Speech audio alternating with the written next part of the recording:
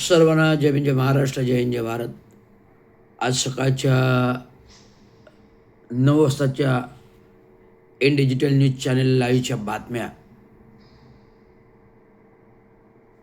मुख्य बातम्या अशा आहेत.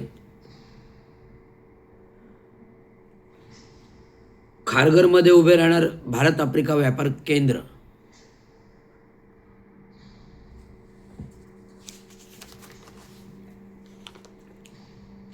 INF अँड सिडकोमध्ये करार.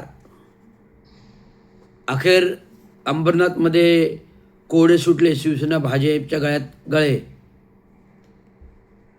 राष्ट्रवादी काँग्रेसचे अजित पवार गटाचे आनंद परांजपे माजी खासदार हे पुन्हा स्वगृही मंडळ म्हणजे एकनाथ शिंदे गटाच्या शिवसेनेमध्ये दाखल. खंडोबा अमृत योजनेसाठी 100 कोटीचा निधी उपलब्ध. आता खंडोबा अमृत योजनेसाठी 100 कोटीचा निधी उपलब्ध. बाय द वे, मी सांगू इच्छितो की नुकतंच 7 एप्रिल 2026 रोजी केंद्रीय मिनिस्ट्रीकडून एक GR पारित झालेला आहे. या GR पारित अंतर्गत अमृत योजनेच्या योजना ज्या काही स्मार्ट सिटी अंतर्गत राबविण्यात येतात, अमृत योजना अंतर्गत अमृत योजना जी आहे ही योजना स्मार्ट सिटी अंतर्गत राबविली जाते. आणि जर स्मार्ट सिटी 7 एप्रिल 2026 पासून शासन GR अध्यादेशानुसार बंद झाली असेल तर माननीय कल्याण डोंबिवलीचे खासदार श्रीकांत शिंदे हे कुठल्या अर्थाने खंडोबाला अमृत योजनेसाठी 100 कोटीचा निधी उपलब्ध होईल अशा घोषणा करत आहेत. राज्य सरकारकडून अतिरिक्त 50 कोटीचा निधी मंजूर. 27 गावांचा पाणी प्रश्न मार्गी लागणार.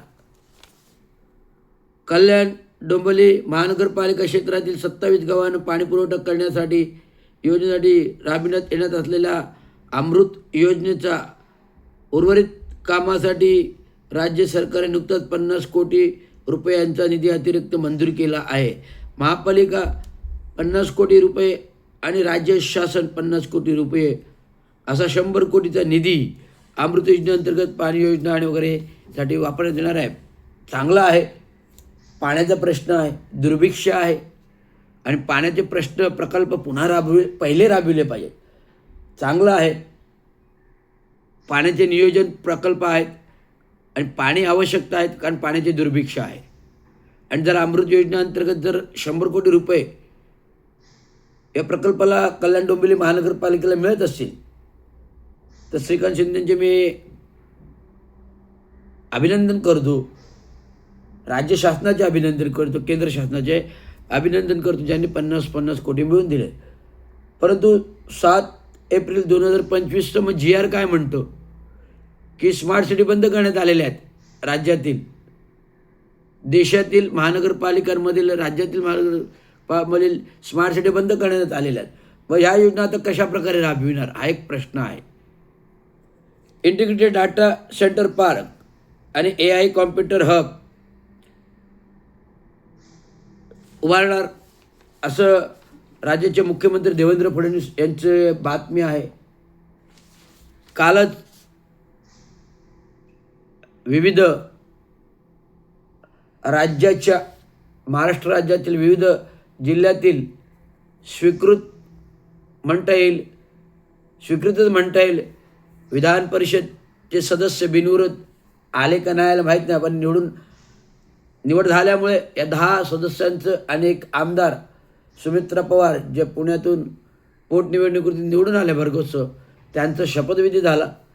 आणि मुख्यतः म्हणजे ठाणे जिल्ह्यातील ठाणे महानगरपालिका क्षेत्रातील माधवी नाईक ज्या माजी नगरसेविका राहिलेत BJPच्या, आणि या BJPच्या नगरसेविका ॲडव्होकेट आहेत, वकील आहेत, अभ्यासू आहेत, श्रीरंग वृंदावन सोसायटीत राहतात. त्यांची विधान परिषद सदस्य म्हणून निवड होणं हे ठाणे महानगरासाठी भूषाव आहे. म्हणजे आता ठाणे महानगरपालिका म्हणजे ठाणे जिल्ह्याला उपमुख्यमंत्री एकनाथ शिंदे आमदार म्हणून, प्रताप सरनाईक परिवहन मंत्री आमदार म्हणून 2, कवा मुंब्रा जितेंद्र आव्हाडसाहेब विधानसभा आमदार 3, ठाणे शहर आमदार संजय केळकर.